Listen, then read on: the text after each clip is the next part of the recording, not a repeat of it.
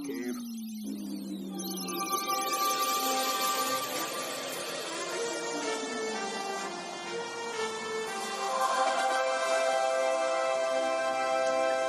And welcome back to another edition of the Podmen. I'm Brad.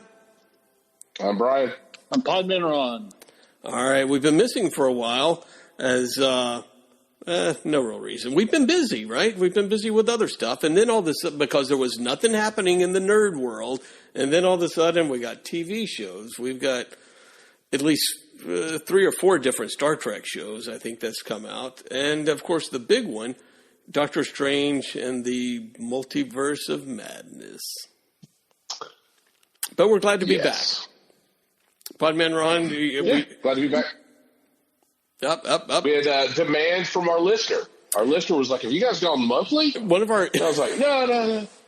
Yeah, one of our youngest listeners, probably too young to be listening to the podcast. But you know what? We cannot afford to turn listeners away at this point, I don't think. No, we can't. Podman Ron, what have you been able to rally up any new listeners or anything? No, not really. I have not. Yeah, I've got a few. I've got a few listeners. So yeah. Okay.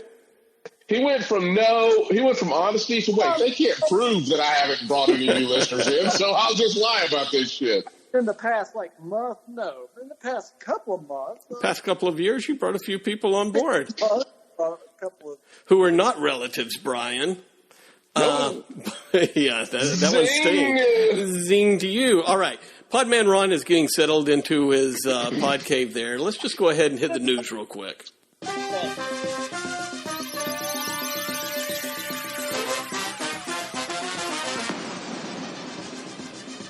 All right, Scoop. What do we have in the news world happening? A lot of stuff in the news. Nerd news world. Nerd news. We got to think of a good segment. All right, go ahead. Well, near and dear to my heart, and I think PMR's heart, I don't know how you feel about this program, Brad, but they've cast the reboots for Quantum Leap. The NBC reboot. Good show.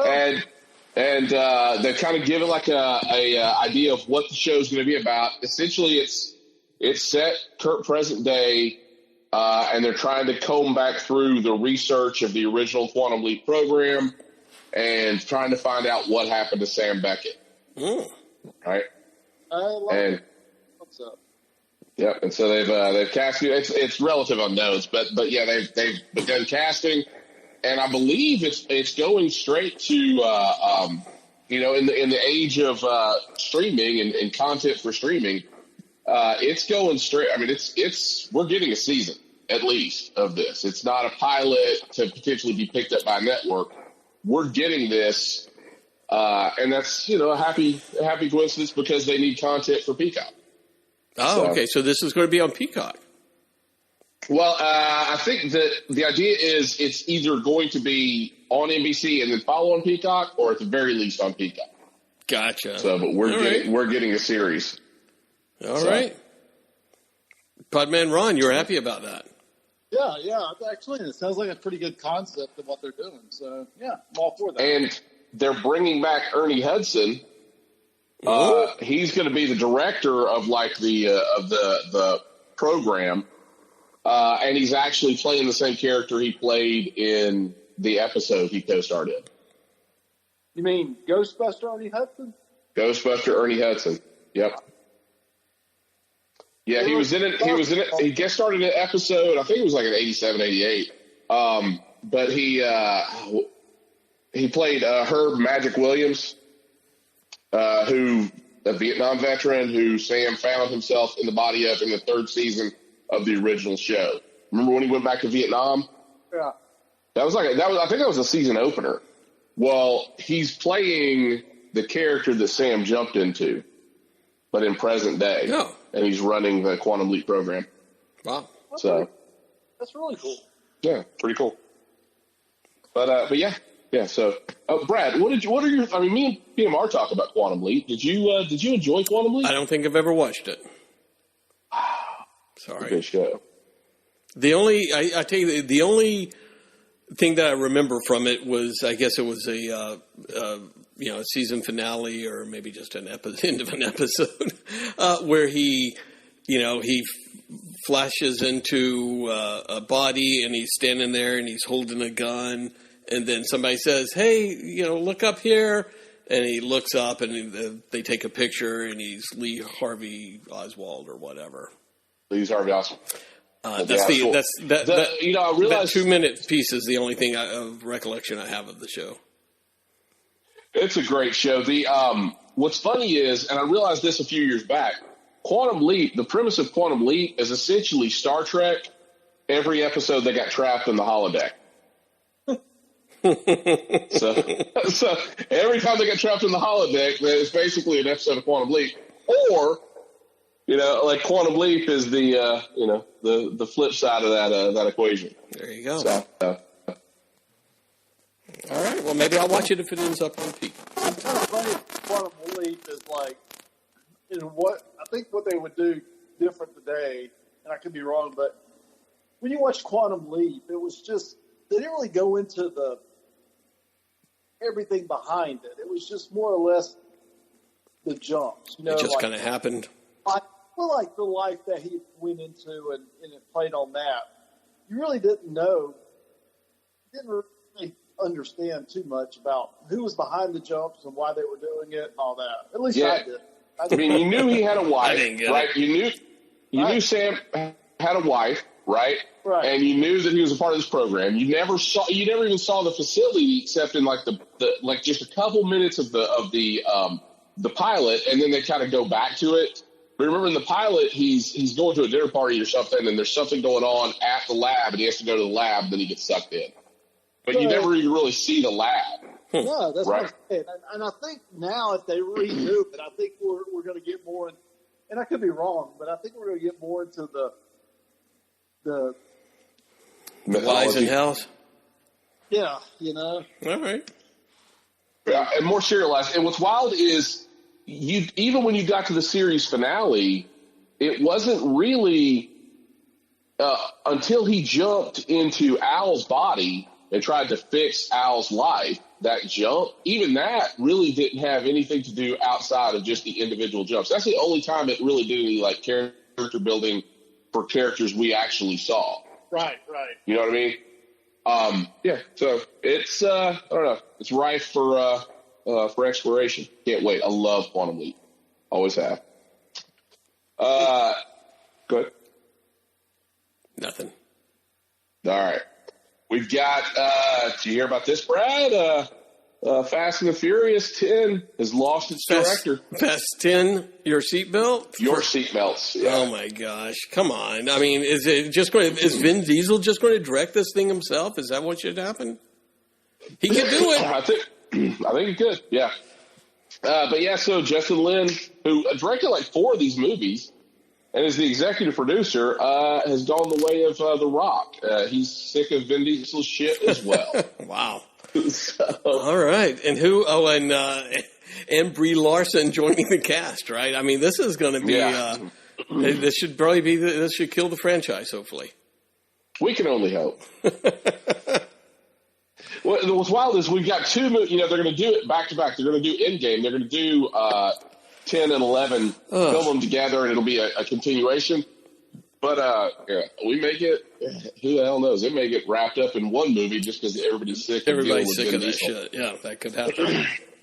And based off of what people were saying when all this started, when rumors started going around about Lynn, Justin Lin leaving it all, it was that Vin Diesel's out of shape, he's showing up late, and he doesn't know his lines. And Justin Lin, the quote was, even though he was set to make, I think, like $20 million, Justin Lin was, because he's producer right. and director and everything else. Right. He said this movie's not worth his not sanity. worth $20 million. It's not worth $20 million. How crazy is that? That is right. insane. Yeah. I'll give up $20 million just not to have to deal with Vin Diesel. I mean, that's something right there. Yeah. That is something, yeah. So, PMR thoughts? Nothing. No. He's refilling. Nothing. No, that's it. We've got. Oh, good. I was just going to say PMR is probably more excited as far as news goes and trailer news of Cobra Kai. We've got a couple of trailers out there since the last time we spoke, and Cobra Kai's got to be on the top of your list, right, PMR? Oh, yeah, absolutely. That trailer was pretty good for a brief little. I mean, not only did we get the trailer, but we also, it's jumped up 3 months. It's good in September, January. So give the people what they want. More Cobra Kai. Well, Netflix is hurting, so I think they're like, oh, get that shit out there now. Yeah, when they lost 200 million subscribers. Yeah, I think Netflix was like, we gotta pump something up really quick, and I think that's why they brought. We got that ready. Get it in there, get it in, because we're losing people left and right. People, yeah, Cobra Kai is going to save Netflix. How about that?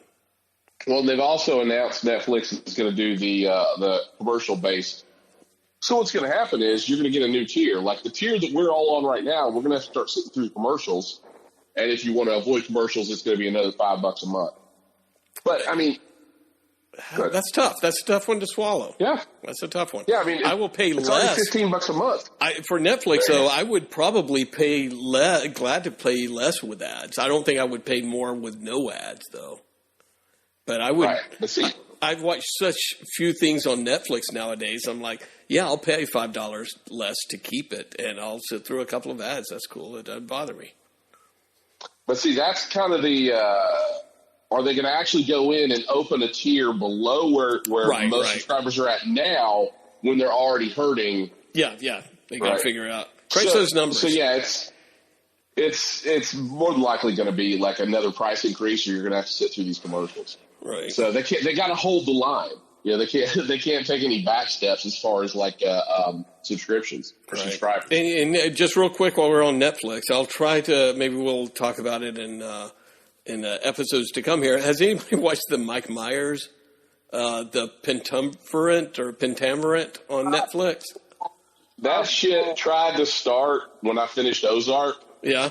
I could not back out of the Netflix app fast enough. It's horrible, but I'm kind of liking it because it's so bad, sort of.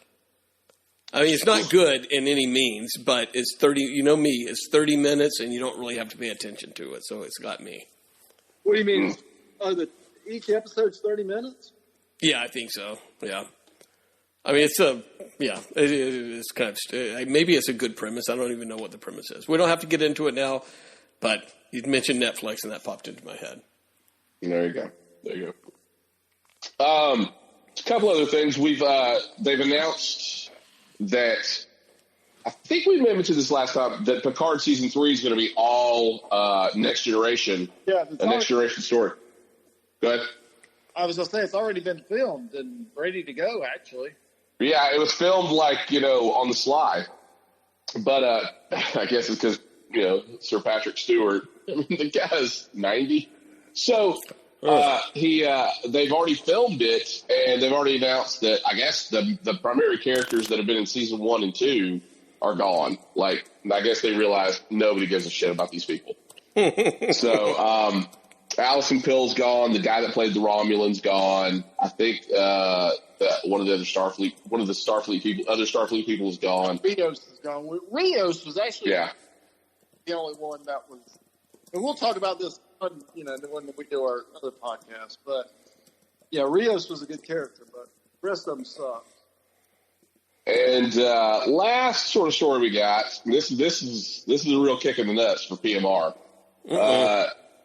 Kevin Feige has said that Endgame was definitively the final Avengers movie. It's been a shit week. This continues to be a shit week. So, fucking Kevin Feige. I just don't get your whole. I mean, that's what you group these people together for, and you group them together and you make the big film, and that's what everybody gets excited about. And I guess they're not going to do that now. I mean, I guess it's hard to continue that. Or do they just? Again, I don't think they're doing this. They certainly don't seem to have any kind of grand scheme plan or anything like that. But it's like, okay, well, maybe, that's cool. Forget about the Avengers for a while, but you got to be leading up to Fantastic Four or X-Men. And those are your new Avengers, because both of those families are big enough. They're not necessarily a giant team type thing, but the families are big enough to where you could do some broad storytelling across multiple movies, right? That's true, but the problem with both of those is Fantastic Four is a family, and X-Men are basically brought together as they're mutants, so that they have that in common. So you don't have it's not like a team where you have the individual heroes come together. Right. No, you're right. And that's what was so successful about the Marvel Universe. You brought each individual character, and then you brought them together into this team. And, I think everybody's kind of hoping to have Moon Knight, in the team, and Spider-Man, and have all these other characters, Shang-Chi, come in and have all, maybe an Eternal character, have all them come in and form a new group of Avengers, like the Avengers has always done in the comics, But evidently he said no, so whatever. Well, I mean, they could do it and not be Avengers, right? Right. They could do Midnight Suns, right? And it be Moon Knight and all those mystical Moon Knight, Doctor Strange, Ghost Rider, Wolverine was in Midnight Suns, right? But or just not worry about building a team, but just have build toward the Secret Wars or the Contest of Champions, or one of these, a big event that has some Avengers, some Defenders, some X-Men, some whatever type stuff, a big Marvel movie. And I think that's what their thesis is with the Doctor Strange, and we'll get into it in the review. Is in the Secret Wars, the last Secret Wars they did, 2015, it was the incursion. It was the multiple realities collapsing on each other. And I think this is what they're leading to as the big bad thing that's going to happen in Phase 4. Is an incursion. Multiverses are all going to collapse on each other. So, and hopefully introduce some better characters. Yeah. And there's something... there will be stories about what's been happening the past since all of Phase 4. Phase 4 is good. When Miss Marvel hits and just like flops like a sack of bricks. And Miss Marvel is going to be a TV show or a movie? It's going to be a TV show. Okay, no one is excited for Miss Marvel. And in fact, people are pissed about it. People that are Miss Marvel fans are super pissed because they changed her power set, right? So you got people that were never excited about the character to begin with. Then you got the hardcore fans that are completely pissed off because of what you did with the character. But all of Phase 4 has been so weak and so kind of like shoddily thrown together. And we talked about this after we watched, Doctor Strange. You've got the TV shows, which you can get up and running faster, but because the production on the movies takes so long, the TV shows can't really have any punch because they may want to completely change it when it gets to the movie, right? So their hands are tied, and they've got lower budgets. So it's like it doesn't that's why they're not landing. That's why the TV shows are kind of a mixed bag and not landing. And the one show that had the most effect on the universe so far has been What If, right? So let's not get into that again. Oh, God, I hate What If. But here's the thing, too, is do you guys know when think about this. We were talking about, you got to get X-Men off the ground. You got to get Fantastic Four off the ground, right? Well, and we'll talk about, there's a little bit of movement on Fantastic Four, but there's been no casting. There's no directors hired for either of these things. Well, Fantastic Four lost its director, right? There's no director or any sort of czar been put in place for X-Men, right. Which X-Men you would need like your own, right? None of that's taken place. Fantastic Four's taken one step forward, one step back.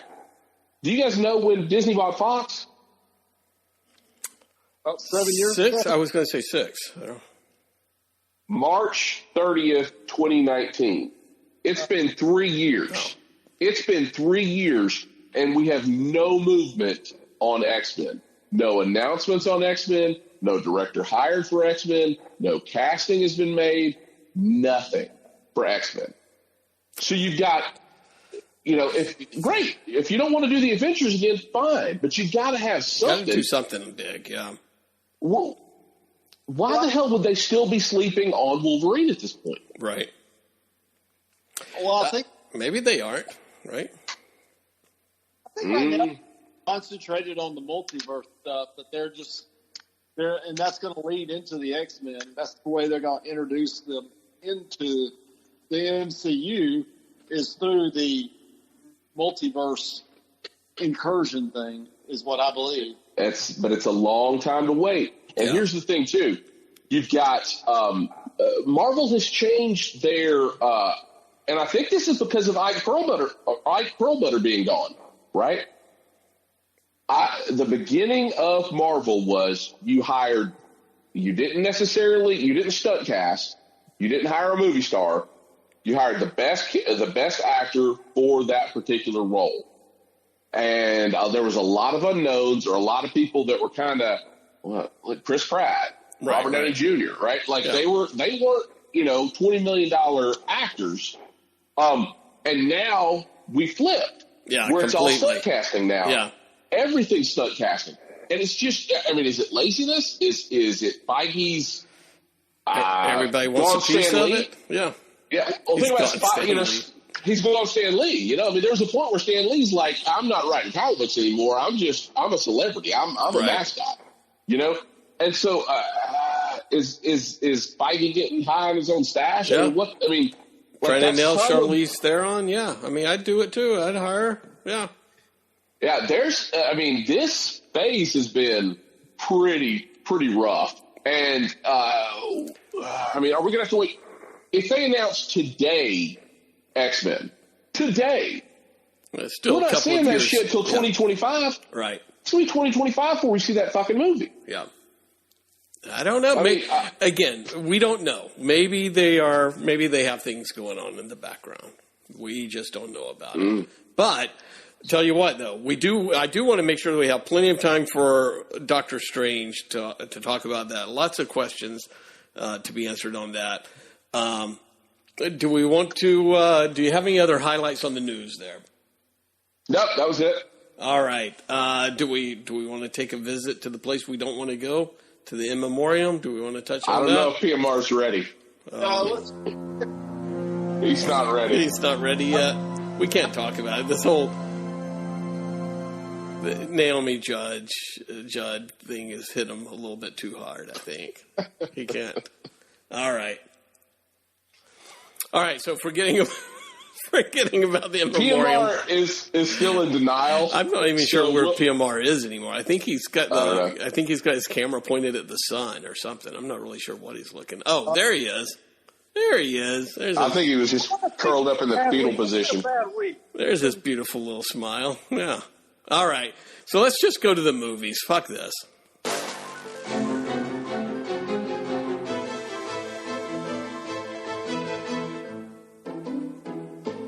All right. As we've already led on, 2/3 of us have seen Doctor Strange, Multiverse of Madness.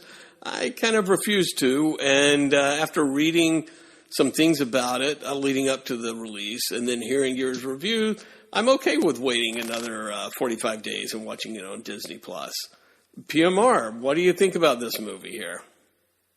I like it. I don't know. You can pick it apart. You can pick it apart. You can pick it apart. You can pick any movie apart. But I was entertained by it. I thought that the direction they went was really good, and I love it. Direction was good, acting was good, story was good. Give us a quick synopsis of the story there, PMR. Here's the story.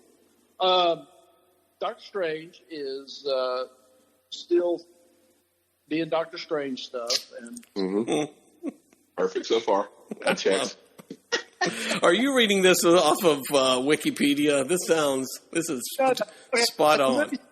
As the movie starts, we see America Chavez.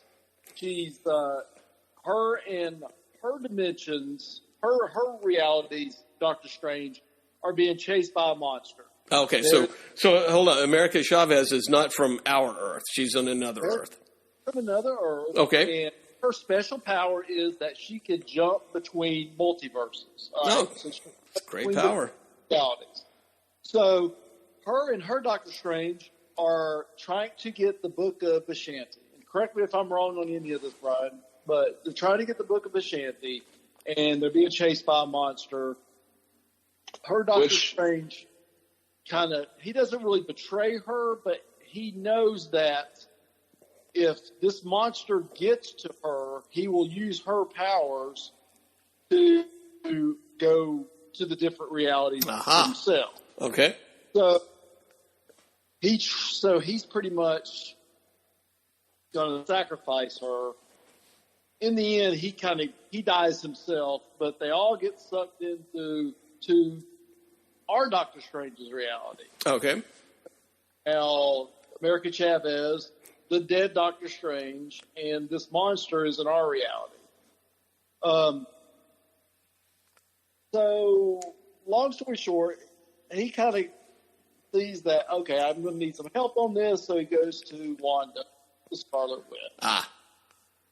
And this is one thing I really liked about the film, and this is like the first act, because I didn't think they were going to do it like this. But as he's talking to her, he realizes, wait a minute, oh shit, she's the bad guy. She's the one that controlled that monster to chase them. Okay. So what I thought was interesting and I liked was the fact that I thought this movie, she was going to be like the good guy, the good guy, the good guy. All of a sudden, she's the bad guy in the third act. But it was. Yeah, normally it's a third act reveal. Yeah. Right. And this time they just went straight for it. Like, okay, she's the bad guy. And when I say she's the bad guy, she was pretty goddamn bad. I mean, she was killing people left and right. She attacked their little magician's cave or whatever the fuck it's called. And, I mean, just killing people. It's the Magician's Cave. I just Wikipedia'd it. Yeah, Magician's Cave. So he meets up with Wanda and decides that, oh my gosh, she's the evil doer here, and horror ensues. Yeah, she immediately, after that, he tries to go and warn everybody, and, she immediately attacks, and that's how it is. I mean, it kind of turns into this, they're trying to keep her at bay, and she's really powerful, and she's killing people left. And what do we know what her goal? What's her objective here? Why is she the bad guy? Her objective is she's trying to in WandaVision show. She had the kids, and she lost the kids because they were of her imagination, of her. She can warp reality, and she made the kids. All right. So lost them in this show. Well, at the end of the show, I mean, everybody's like, oh, at the end of the show, she redeemed herself for imprisoning that town. But at the very end of the show, you see that she's taken on the Darkhold, which is another book of magic, but it's an evil book of magic.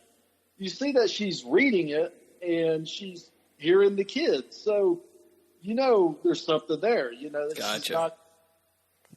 So that's where it kind of picks up off. It picks up pretty good, actually. And she's trying to find her kids in another multiverse. Okay. With her kids. And she don't care. She's just losing her mind because that's another thing. Everybody's like, oh, she's changed. She's evil now. She wouldn't have changed like that just for her kids. Well, she's been possessed by the Darkhold.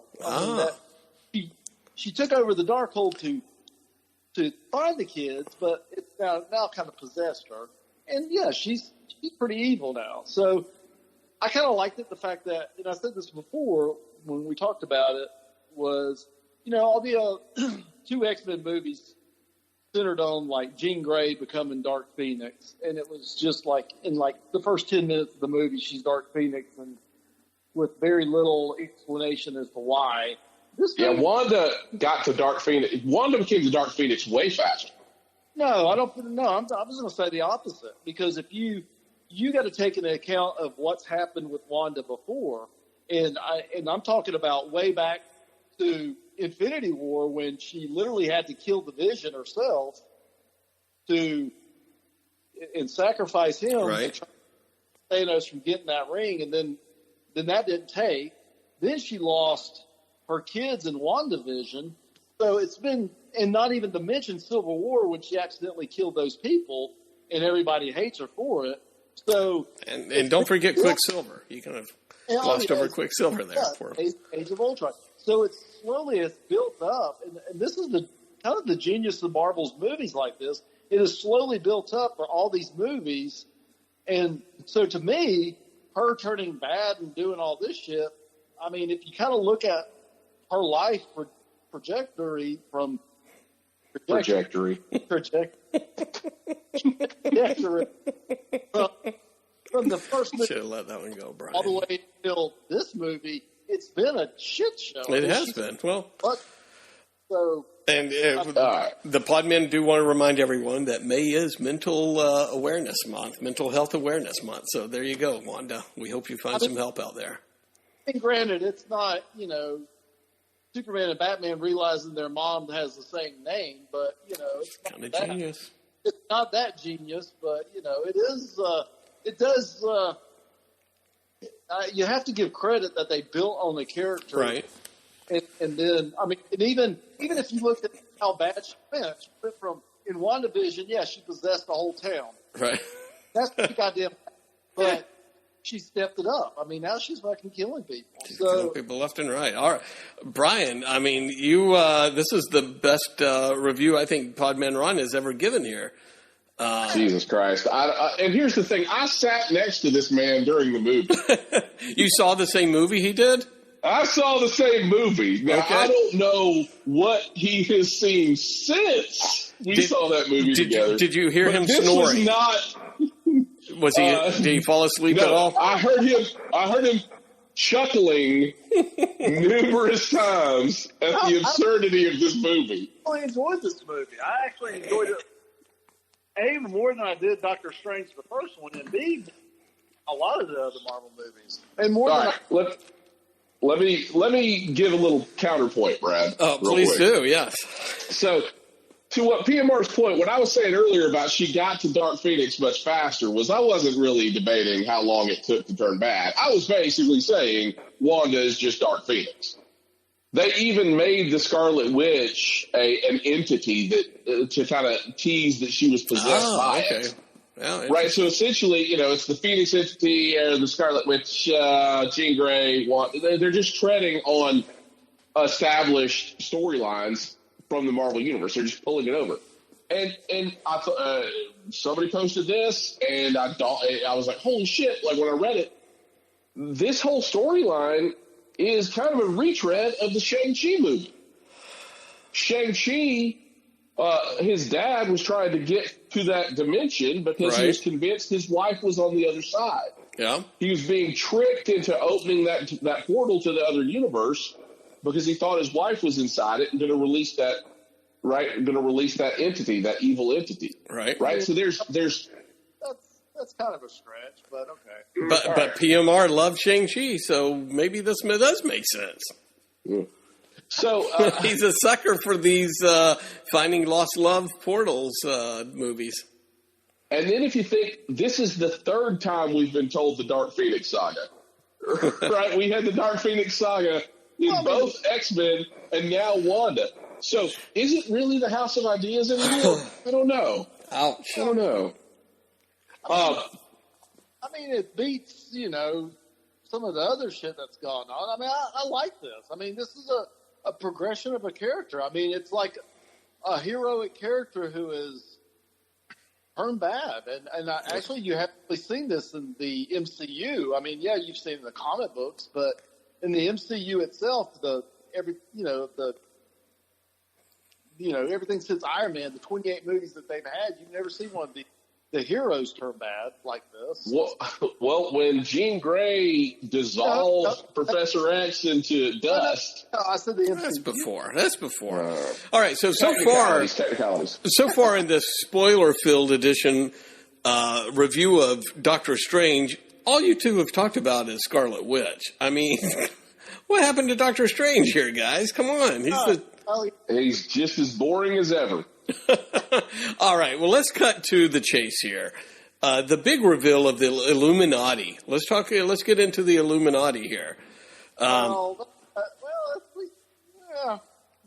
that's not a good thing. That's well. Things have turned sour here in this universe for PMR.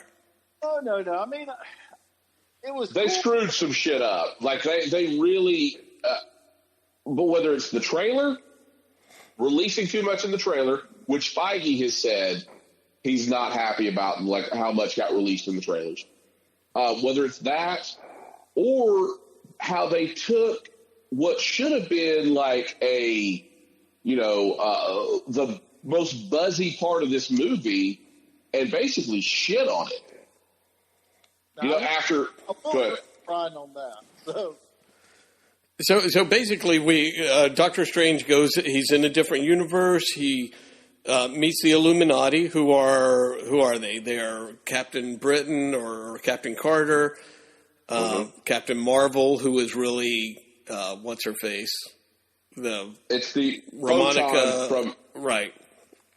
Not Monica. Monica Rambeau version. No, her mother. Her mother version. Okay. Yeah. Not Monica. Right. Monica's mother. All right. Reed Richards, Black Bolt, and Professor X. Right? Are those is that all of them? And Baron Mordo, because Doctor Strange in their universe was dead. Which most of that tracks in the actual comic. It's you had Iron Man. Shit. No, because Iron Man was Iron Man in it? I thought it was like Iron Man, Namor, Black Panther, the big Doctor one was Strange, Namor and Black Panther. Yeah, so it was a little different. Yeah, but I mean, switching it out makes sense. I don't really take issue with who they picked, especially considering all the time. There's a lot, and this is part of the problem. There's a lot of fan base that loves Captain Carter. Right, everybody they love does. Peggy Carter. There was all those movements to get the show uncanceled or put on Hulu or whatever. When Disney Plus launched, everybody was like, "Please bring back Captain Carter or Peggy Carter." And then finally, in What If, the first episode of What If, you get this really strong Peggy Carter story where she gets the super soldier serum and she becomes Captain Carter. I don't know why. I still don't know why they didn't call her Captain Britain. Yeah. Still fucking weird to me. But, and now she debuts. So we finally get Haley. Finally giving the fanboys Atwell. what they want, right? It's fan service. Total fan service. And Jim as what's his face? Reed Richards. That's total fan service, right? Total fan service. I mean, that's been fan casting for years. Right. That they wanted John Krasinski as Reed Richards. Right. And Black Bolt, the guy who played Black Bolt from the Inhumans that no one knew about. No one wanted that, but they gave it to us anyway. They gave us they gave us an ending to that. So I guess they brought it in and said, yeah, it was important, and here's this character again. And so at least you're getting kind of an ending to Inhumans. A show you didn't know about, yeah. And then they bring out Professor X in his X-Men animated TV series from the 90s, hovering wheelchair. Yellow hover wheelchair, yeah.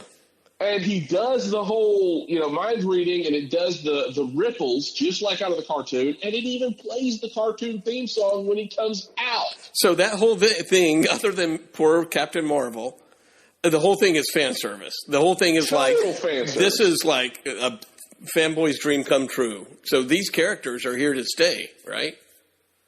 You would think. and they are summarily killed. First, their whole scene is spent telling Doctor Strange what an asshole he is and why they don't believe him, to only be interrupted by Wanda killing her way through the complex, and they have to go leave to fight Wanda, and Wanda murders every single one. She kills them all. Wow. So how much screen time did all this build up to? I mean, were they on there for 5 minutes total, you think? Maybe 10. Maybe 10. Okay. All right. PMR, what do you think about that? This is delivering exactly what everybody wanted. Everybody wanted Jim Halpert as Reed Richards, and then they kill him off in 10 minutes. How do you feel about that? Anything? like Brian said, it was pretty poorly done. I think this was the biggest misstep of the movie. And I know why they did it. They were trying to go with a horror thing, because as soon as all that happens, that's when you get the scene where Wanda's got it looks like blood, but it's motor oil because she's fighting Ultron. So, but she looks like something out of a horror movie, and she's got this limp going, and I mean it's really kind of cheesy, but it was like The Ring. It was like they were trying to go for The Ring as she staggered through the complex. Right, okay. But like Brian said, you introduce these really cool characters. You finally see Jim from The Office playing John Krasinski playing Reed Richards, like everybody's been talking about for 3 years now. Yeah. And then you see Peggy Carter. She looked really freaking cool, by the way. They did a great job with the costume, the shield. She looked fantastic. Even Anson Mount coming back as Inhumans, as Black Bolt. His costume looked dead on from the comic. Everything looked really fucking cool. Dragged out old Professor Xavier. Drag that old fart out. Patrick Stewart out in this wheelchair that's made from it looks just like it did in the cartoon. Right. Played the little cartoon theme, did the little mind thing. Everything was fucking cool. And it's like, oh, this is great. And they fucking wiped them out in like 10 minutes. So what is that? Is that a fuck you to people or what? What really like Brian said, when we talked about it, is now when you see John Krasinski as Mr. Fantastic, you can't take him really that serious because it's kind of like, oh, well, he was kind of lame there and he got his ass kicked and his head popped. See, that's the other thing is it's like, okay, they killed him. All right. But you also have to consider how they killed him. Yeah. Right. So Reed, who's the leader of the Illuminati, I assume, is talking to Wanda and telling her, to power down, stop, we're going to stop you, whatever.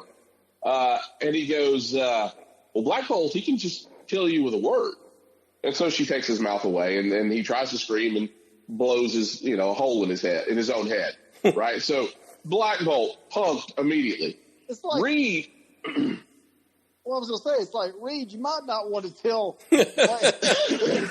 Spoil the plan.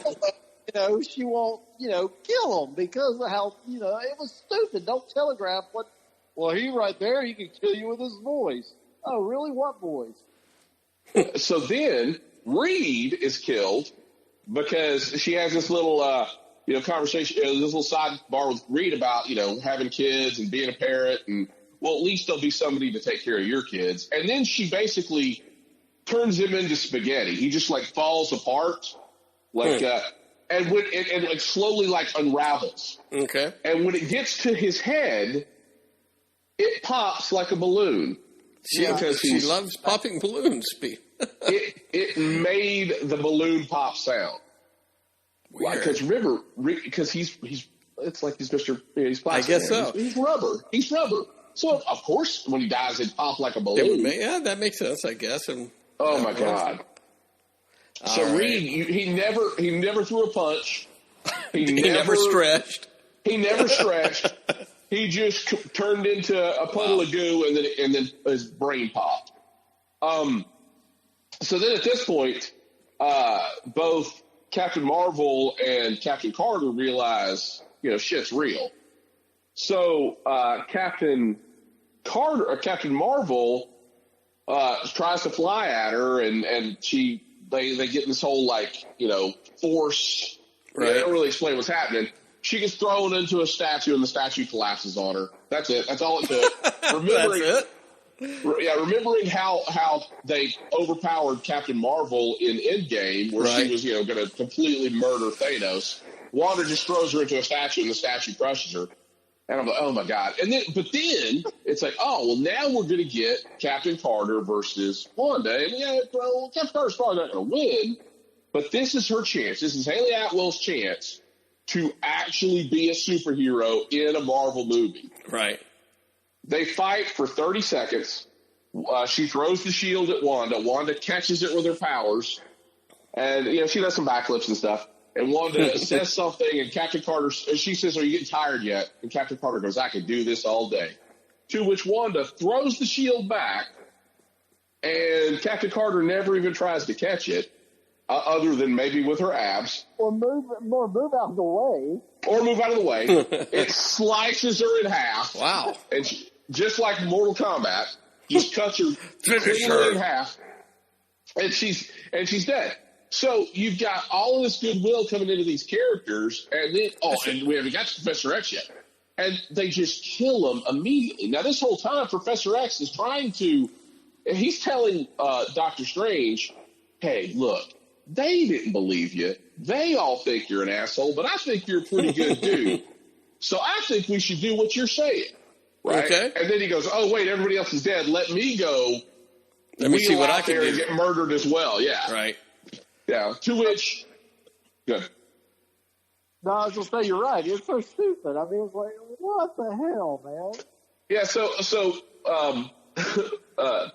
Professor X wheels out there, and he decides he's going to invade Wanda's mind.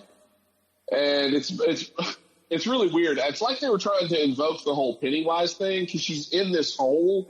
And I guess it's supposed to be the rubble of where her and Pietro were buried under their apartment for those days. Oh, okay. But she's like sticking out of a hole in the ground, and it looks like a sewer, you know. And so she's. So I think they were trying to kind of like get you to make comparisons to her and Pennywise. And Patrick Stewart realizes that while he's talking to the Wanda because this isn't Wanda from our universe. This is Wanda has possessed a Wanda from the Illuminati's universe. She's jumped into her mind. Okay. So while he's talking to the Wanda from that Illuminati universe, the evil Wanda's sneaking up behind him and like, well, you think she snapped his neck, and I guess in the reality, he just spins his head like his neck snaps and he falls over. But online, people slowed it down, and it shows that she actually rips his head in two. Wow! In the astral plane, she rips his head in two, but it's so quick you can't see it, and then it cuts back to the real world, and he just falls over. But yeah, his head is like his jaw is disconnected from the top of his head and just ripped off. Again, a Mortal Kombat fatality. So now Professor X is dead. Yeah, all of this fan service, all these things people have asked for years and years and years and years and years, and they just shit on them. I was glad that we didn't get Iron Man. I was glad that we didn't get Hugh Jackman Wolverine. Yeah. Right? Because if that's all they're going to do with it, I don't want to see it.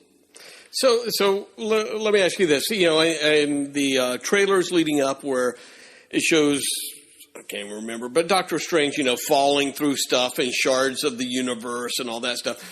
Was that addressed? You know, there was so much conjecture about, oh my God, we're going to see Into the Spider-Verse. Like Doctor Strange is going to visit an animated universe and all that. Was this really the only time we saw a multiverse, so to speak? You know what I mean?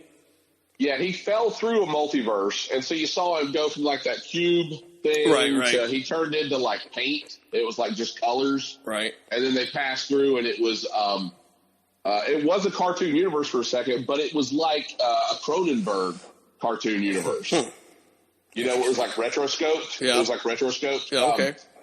And then it was not, you know. But no other Easter eggs necessarily. Like the Illuminati was where they blasted all their Easter eggs there. Yeah. There wasn't they blasted all their Easter eggs there. Minor glimpses or anything like that. I'd be remiss if there was references to other universes. Because in the Illuminati universe, you see Christine Palmer works for the Baxter Foundation, which the Baxter Foundation is name-checked before you see the Illuminati, and that's basically the name of where the Illuminati are at, is the Baxter Foundation. Oh, okay. And she works for the Baxter Foundation, and when Doctor Strange and America Chavez come to in the Illuminati universe, they're in these pods. And she's, you know, it's a lot of exposition, but she goes, you know, you're in the pod because, you know, you're from a different Earth. The electromagnetic, you know, radiation could be dangerous to us because you're from a different universe. You're in there for our protection, blah, blah, blah, blah, blah. She goes on to explain the multiverse. And this was, again, this is one of those, it took me completely out of the fucking movie when she did this, because it defies logic. She said, well, we've mapped the multiverse, and we know that you're from Earth 616, right? Which the MCU is not 616. 616 is the comic book universe. The MCU has its own designation, right? So that's kind of a fuck up right there. But she goes, you're in universe 616, and we're in universe 838, right? Which she just said that they mapped the multiverse, right? Two things.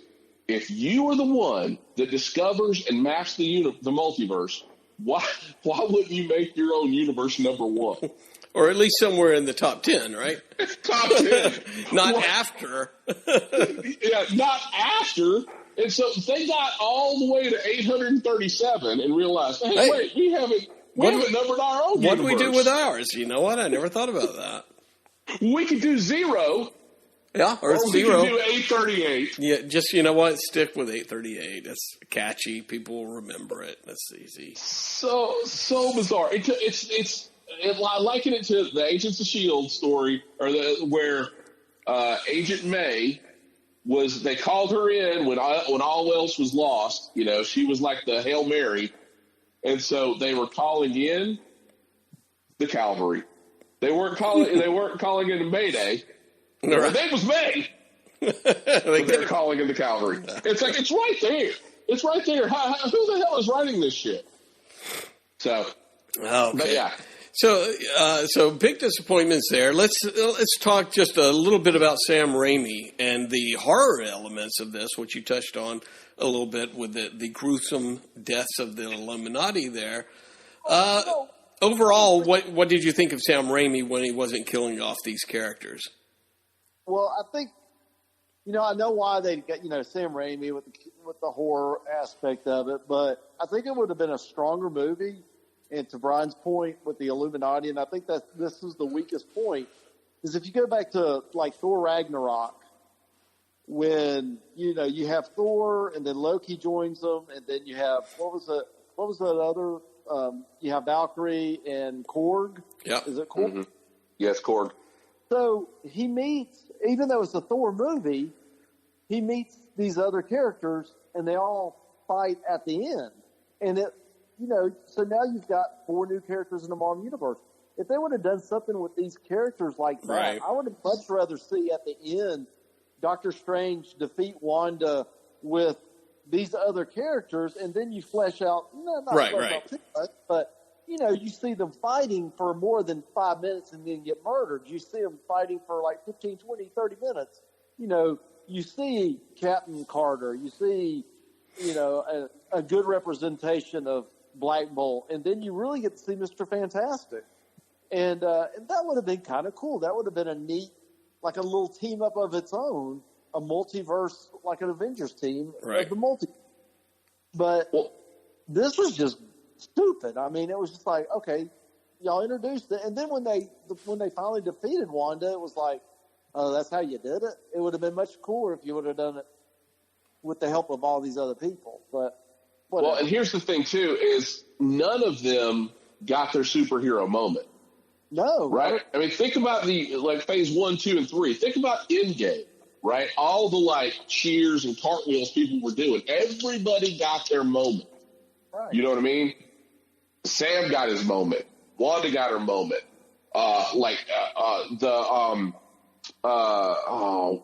Black Panther, what's her name? His bodyguard. Everybody got their moment. They didn't get 5 minutes of screen time, but everybody got their moment.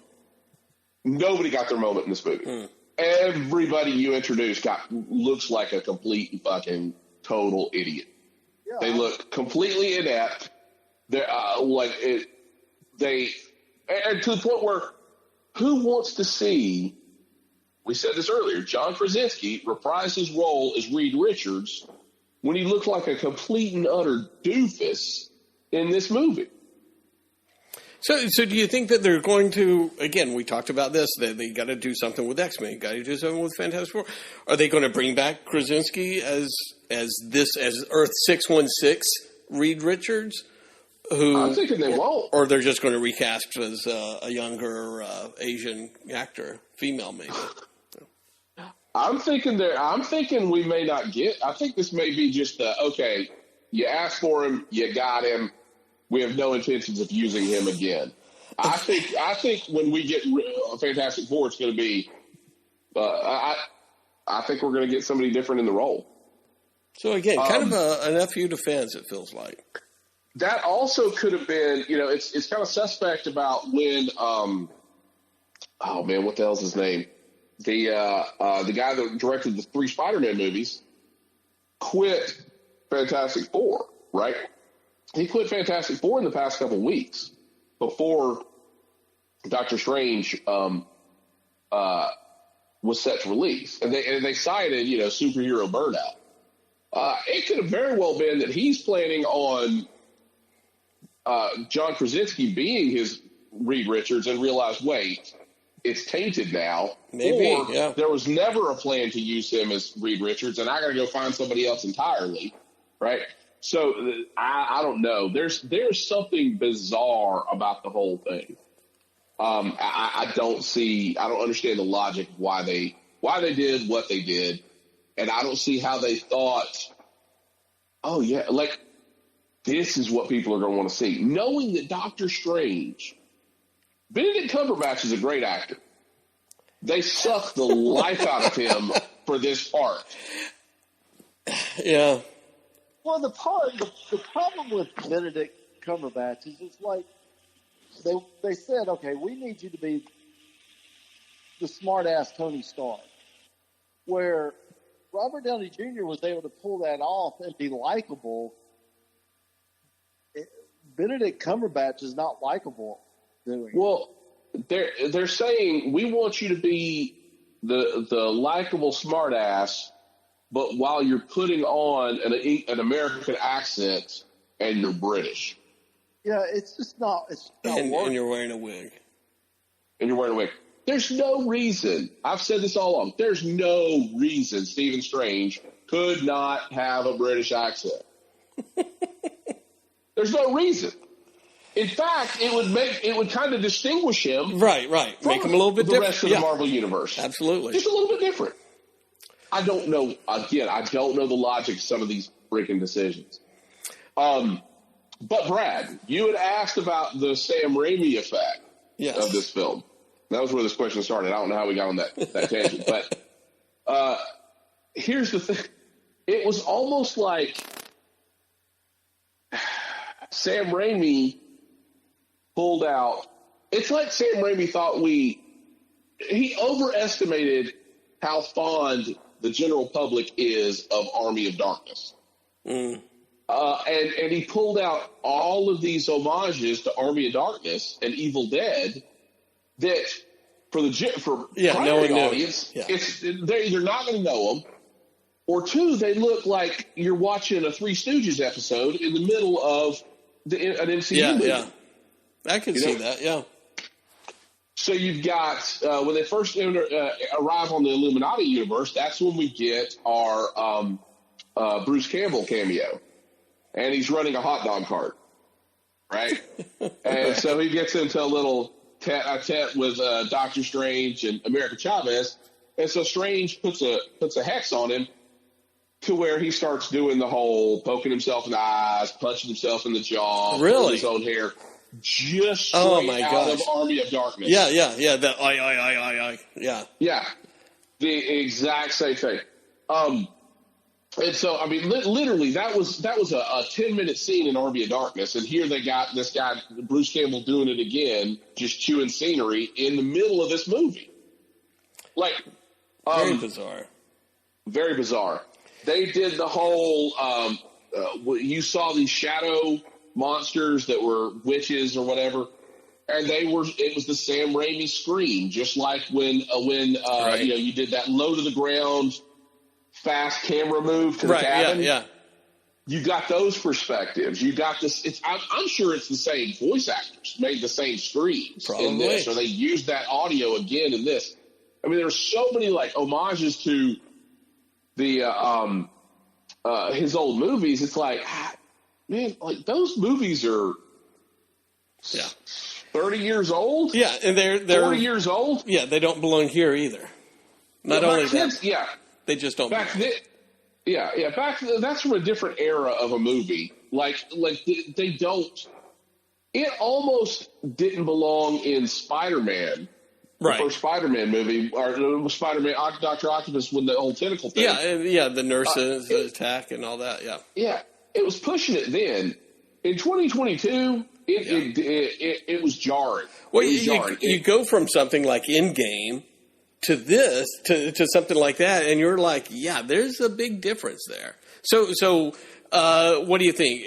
Sam Raimi should not be invited back into the Marvel Universe? Because everybody was excited, right? Everybody said this is the best thing that could ever happen, right? This is so cool. Now, not so much. And so they're acting like Sam Raimi was the king of horror. Right. Sam Raimi was a guerrilla filmmaker in the 80s that made horror movies. And cheesy horror movies. Not just horror movies, but kind of cheesy ones. Right. Yeah. Right. It's not like you're hiring Stephen King for this thing, or you're not. Well, I think he had he was able to do both. He did the horror stuff, and he did, Spider-Man. Right. Tobey Maguire Spider-Man stuff. So I think they thought he had his chops on both, and for the most part, most people do like this movie. I mean but with like tropes, it's kind of old. It's like, oh, there's the Sam Raimi, there's Bruce Campbell's. Right. There's, the car that he puts in every movie, and there's the Sam Raimi horror effect that every movie, and it's like this movie. When I heard Sam Raimi was going to be cast, I really thought it was going to be more of a weird dimensional type movie, like the old Steve Ditko Doctor Strange stuff with the psychedelic colors and the really weird. And then when I kept hearing it was going to be horror, I thought it was going to be, it's going to be more of a monster type thing. Well, this is like a really mishmash of monster, superhero, multiverse. I don't know. That part's kind of all over the page. Well, and what about the climax, right? Where Doctor Strange is stuck in another dimension, and he has to, like Wanda possessed her version on the Illuminati universe. He has to go and possess the dead body of the Doctor Strange that died at the very beginning of the movie to fight her on Earth 616, which again, it's Ash. It's the evil Ash at the end of Army of Darkness. Yeah. I mean, it's one thing. It's one thing if I'm a fan of your movies and I make an homage to your movie.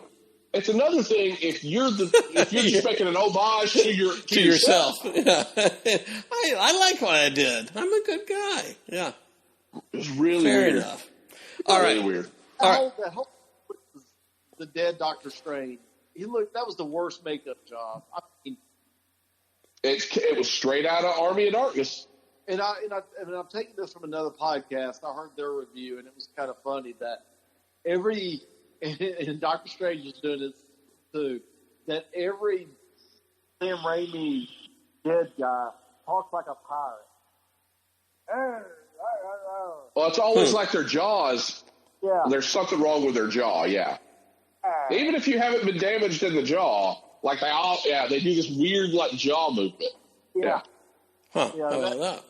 It was a terrible makeup job. It looks really stupid and cheesy.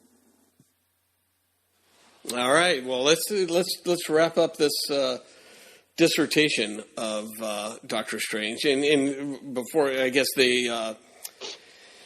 The end credit scene that everybody is talking about is the wonderful cameo of a new character that they introduce, and is a Doctor Strange goes off with Clea to another dimension to maybe finally face Mephisto, right? We don't know, but Mephisto did not make an appearance in this movie, right?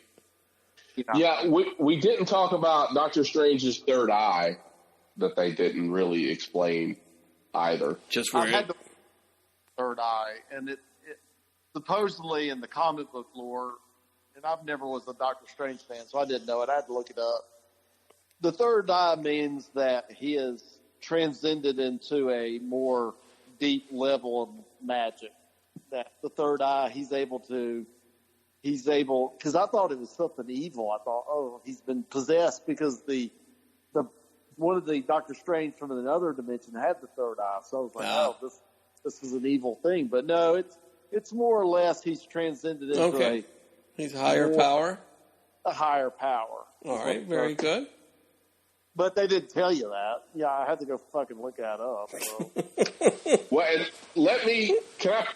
can I put one more big sort of, I think a listener may not have realized this, an issue I had with the film and some reason why it's so disjointed before we wrap everything up. We see there's a logic flaw, and they point this out. Wanda knows that her kids exist in other universes, and that's the whole reason why she's trying to rip down and get into these other universes. And Stephen Strange says, well, yeah, but even if your kids exist in another universe, they have a mother. What are you going to do with their mother? Kill her? Right? And so she doesn't really answer that. But in other universes, the kids exist, right? Right. And they're with her mother. And we see that, right? We see that. It's shown to us. And the one that we see is the one that she possesses that goes and kills all the Illuminati. Here's the problem. They're still when we see them, they're in the house from WandaVision. Okay. Exact same house. Which means that, the reason she was in that house is because Vision died and she brought him back to life. And she took the town hostage. And they were living in the house, which means in that universe they're not real either. Right? Okay. 1. 2, there is no mention in this film anywhere in any way, shape, or form that she was married to the Vision, that 616 Wanda was married to the Vision, that this Wanda was married to the Vision. The Vision has been completely scrubbed from this movie. They even showed photos in the house, and it's Wanda and the kids, or Wanda by herself, no Vision. No Vision anywhere. So it's like, well, what the fuck happened?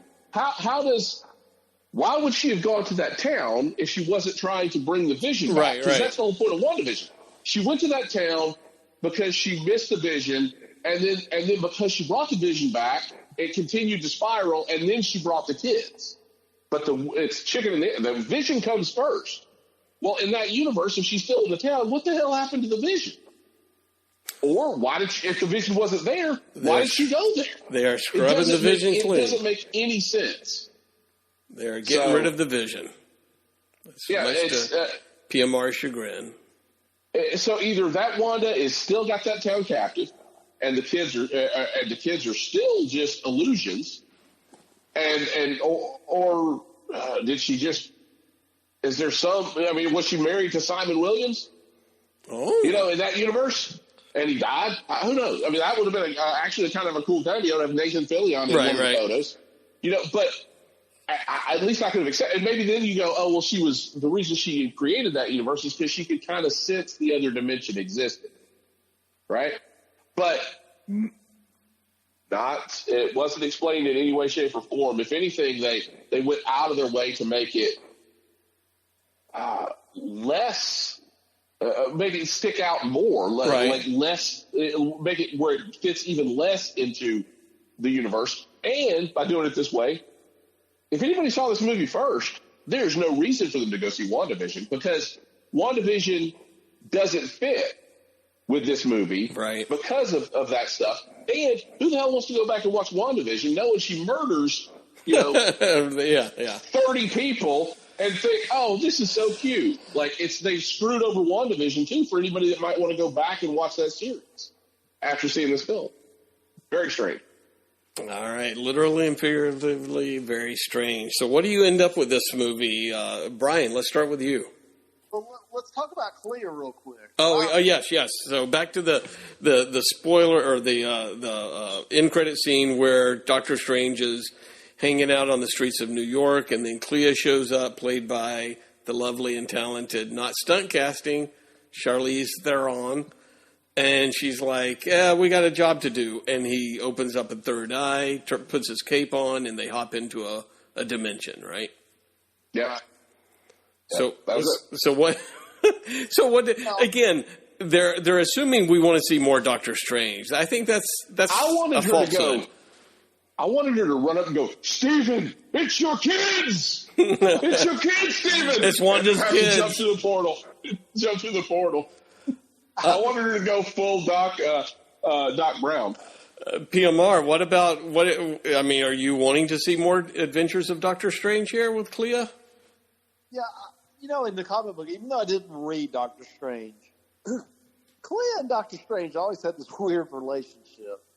She was kind of like, I don't know, she was kind of hot, Clea, and she was younger than Doctor Strange. It always seemed like it. In the origin of Clea, kind of, she's from a different dimension. And I could be wrong on this a little bit, but she was also young, and she was like a student. She was like a college age, and he took her apprentice to teach her. And, they kind of fell in love, and they've been on again, off again. And she was a really cool character back in the 70s and 80s. And then I think she's kind of graduated herself into being almost as powerful as he is now, or if not more so. But I always like the fact that they always kind of skewed her young, and it was more like a professor-student type relationship. I feel like it was creepy, but it was a cool character. But acceptable. Acceptable. If she hadn't been as hot, it would have been way more creepy. Yeah, totally. Taking advantage of her.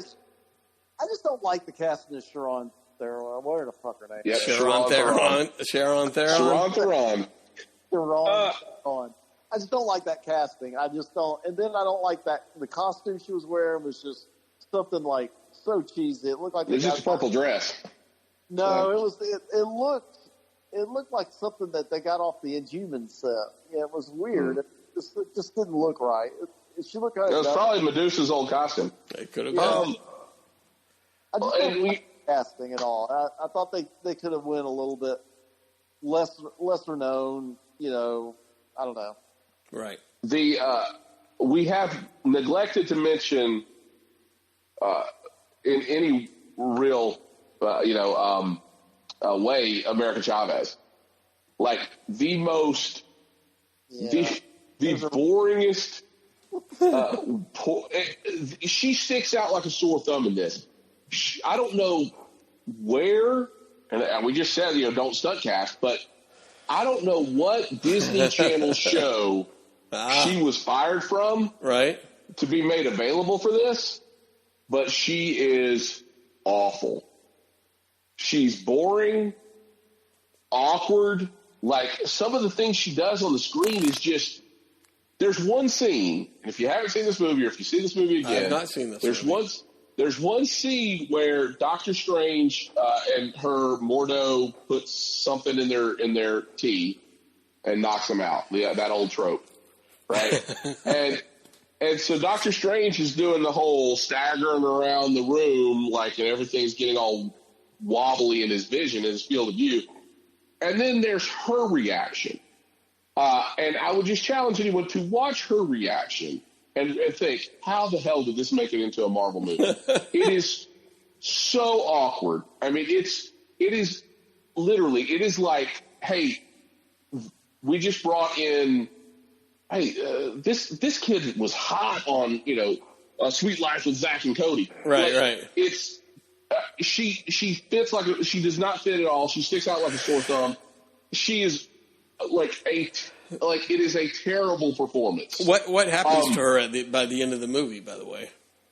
Oh, they save her. Everybody wants to sacrifice her, and honestly, it's like, well, you don't really care if they do to an extent because there's very little that's likable about this character.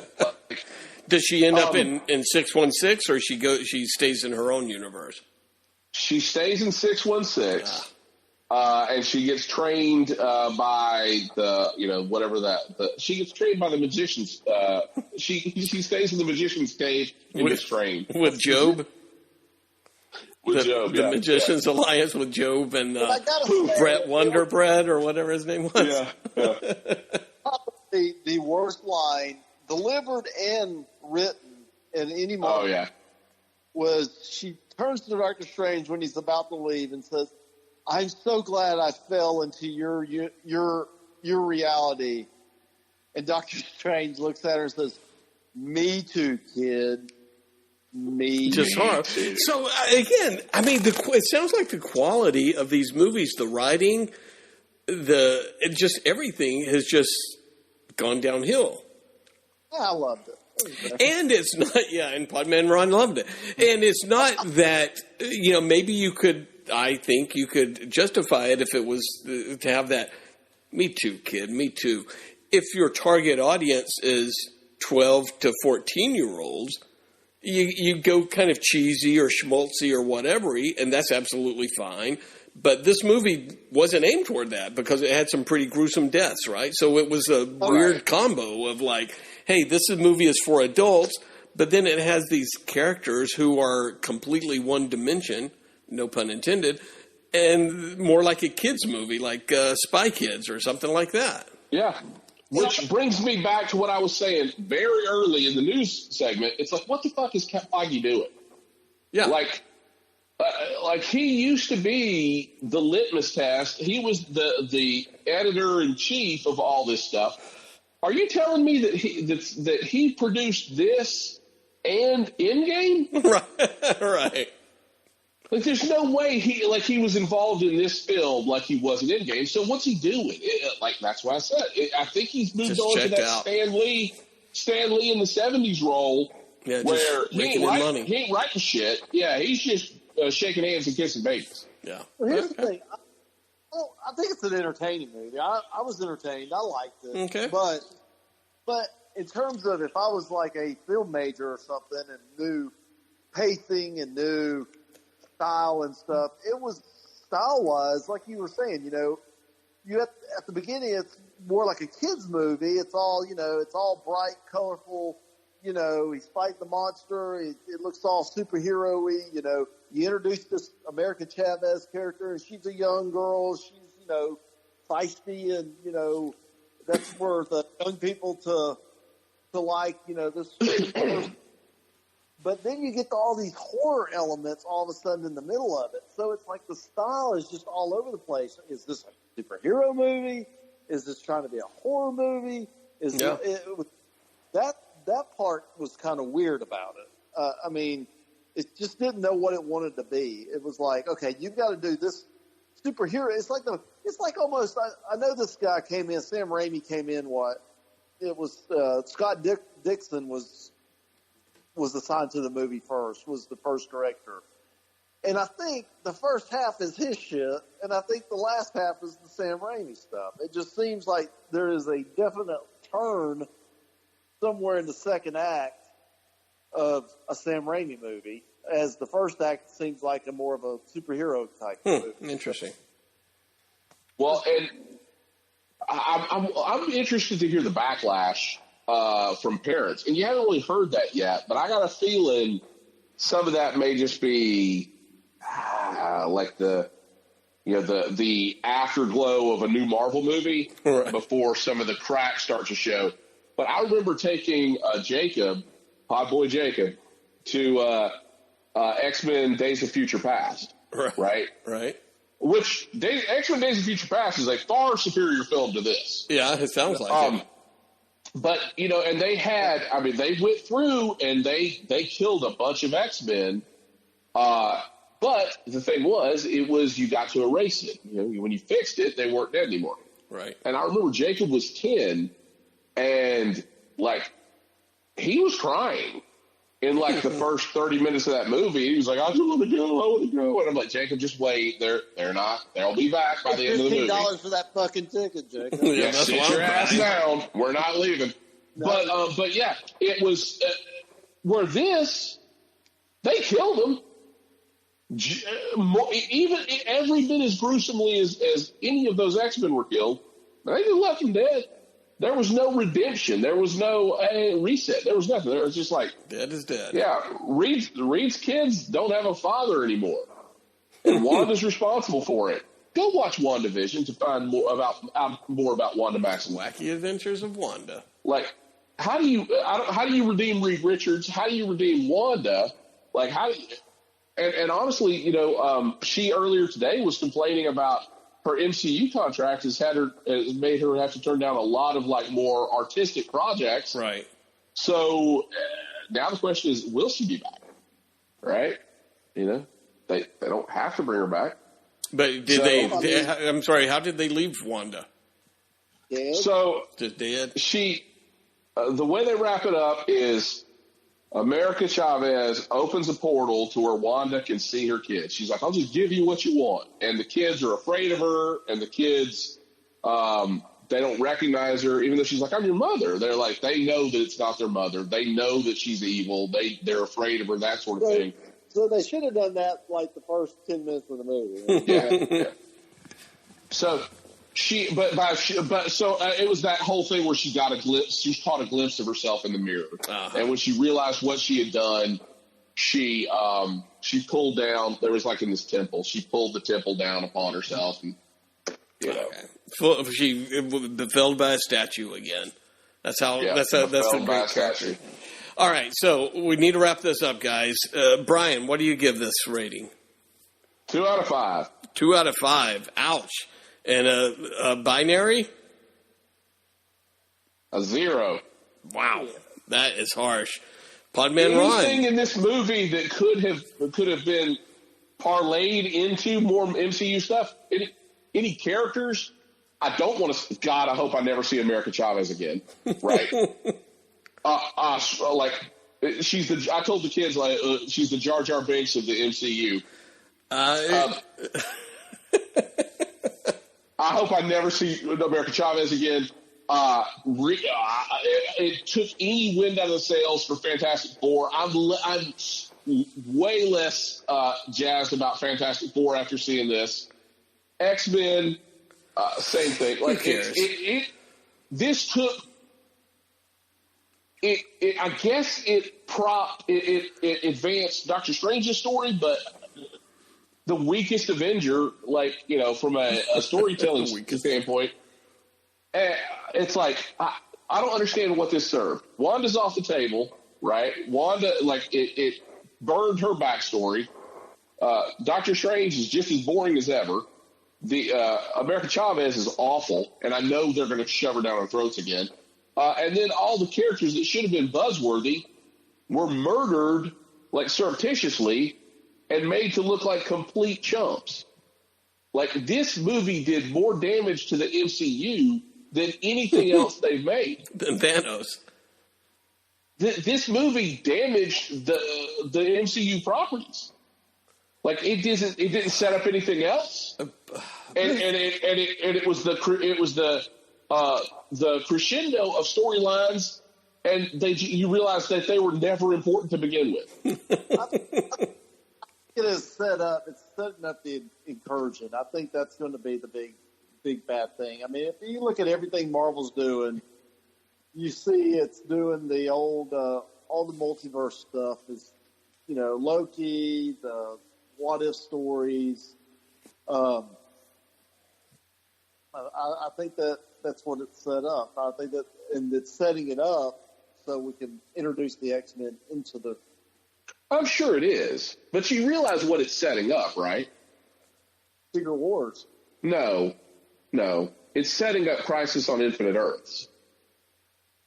They're just stealing Crisis on Infinite Earths. Maybe. But again, we haven't seen. I mean, we haven't. The heroes of the different universes are all dead now. Sort of right? So. I mean, but your point, it is a fantastic way to say, oh well, we heard you like Captain America and Iron Man. Here they are again. You know, and there's different actors, and we see a teenager Tony Stark, and we can sign him for, you know, more movies or whatever. We can see him grow as opposed to old man Robert Downey Jr. Podman Ron, you've claimed that this is a good movie, good entertaining movie. What do you give it? I give it a 4. 4 out of 5. Wow, Brian, stark contrast here. Well, now here's the thing. When we left the theater, PMR was much more. He's softened his view of this film in the coming days. It happens. He reflects on it. Is like I said when we started the podcast. There are some things in here you can pick apart. Like you can pick apart any movie, and that's part of the fun of the movie. But was I entertained during it? Yeah, I was entertained. Did I like the story? I did like the story. There's stupid things in Endgame if you think about it. There's stupid things in Infinity War. Yeah, not per capita. This had a lot more stupid things than Endgame did. The whole thing, I thought they missed a huge boat. And that's probably one of the reasons I'm just give that the weird, you know, style of the movie itself, not knowing what it really wanted to be, but. I enjoyed it. I mean, at the end of the day, would I watch it again? Yeah, I definitely would watch this again. I would all right. Again. Shang-Chi double feature coming up.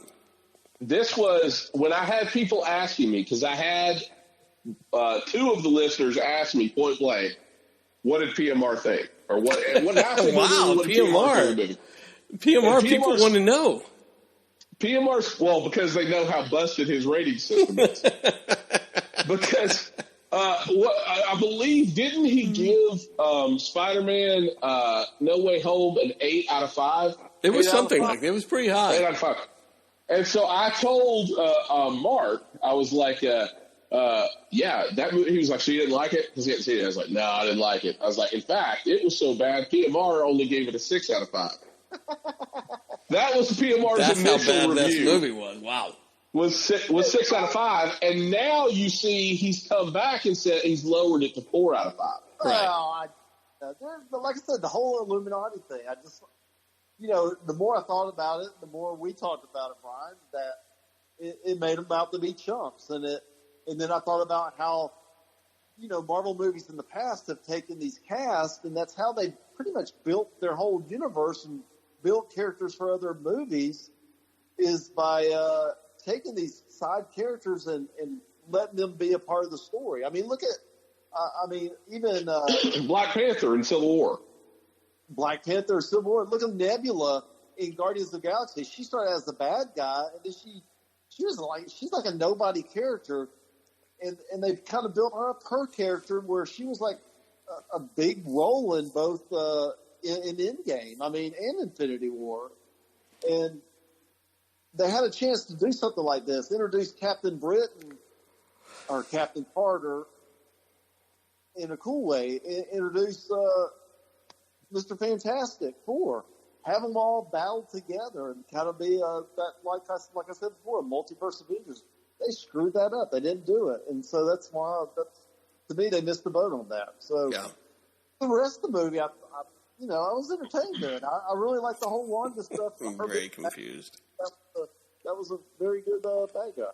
All right. So you give it a 4 out of 5 and a 1. Yeah, 2. Wow. Okay. Well, I will definitely watch it when it comes on Disney Plus.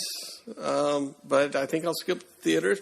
You know, different from Eternals, which I had skipped, and I think it may have taken me like a solid year before I finally got around to watching that. But I'll give Doctor Strange a spin. All right. I'll add one little thing. If there's one multiverse movie you see this year, make it Everything Everywhere All at Once. I still love to see that. Just haven't gotten around to it. Everything Everywhere All at Once. Fantastic. Oh, you'll have to. 5 stars. You'll have to give us a dissertation on that for next time. And how are people not? I mean, I love Michelle Yeoh, but how are people not talking about Short Round in this movie? I don't know. You know what? He's fantastic. Yeah. I read the article the other day, and you know what? I hope they do it. They were talking about he should be the next Indiana Jones. That it would make sense. Yeah, there you go. I kind of like. Well, that. he's like 50, so Yeah. he's a young Harrison Ford. Well, I mean, it would be I think it'd be pretty good. Actually, It totally would be great. Yeah. Like for as weird as everything, and we'll get into a full review, but for as weird and bizarre as some of the stuff they did in Everything Everywhere All at Once, and that probably didn't help this either. Is that I saw Everything Everywhere All at Once, yeah, like a and week you're and a half before this expectations. came out, right? And it's like, man, like Everything Everywhere All at Once is bizarre. It's funny. It's action. It's just, I mean, it's Deadpool 1-esque, a lot of it. Like self, it pokes fun at itself and its own storyline. It is a great movie. And then it's like this. It's like, ugh, Jesus. So. All right. Well, I would love to hear your thoughts on that. I'd love to hear thoughts on the 15 different Star Trek TV shows, thoughts on Moon Knight, and of course, pay a special remembrance to a fallen hero of all of ours and many of people out there. We're not ready to say his name yet. Not ready to say it, so no spoilers. No spoilers. But we'll get to that all in due time. But until next time. Save it for the podcast.